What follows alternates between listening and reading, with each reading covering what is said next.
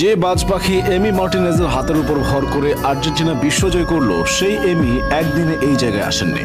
2014 বিশ্বকাপের ফাইনালে যখন মেসি, আগুয়েরোরা জার্মানির বিপক্ষে বিশ্বকাপের একটা ট্রফির জন্য লড়াই করছেন, তখন এমি মার্টিনেজ তার পরিবারের জন্য বারবিকিউ রান্না করছিলেন। তার ঠিক 4 বছর পর রাশিয়া বিশ্বকাপের সময় এমি তার ভাইয়ের সাথে গ্যালারিতে উপস্থিত ছিলেন। সেদিন মেসিদের খেলতে দেখে তিনি তার ভাইকে বলেছিলেন, 2022 বিশ্বকাপে আমি দলের গোলবার সামলাবো, দেখে নিও। হয়েছেও তাই।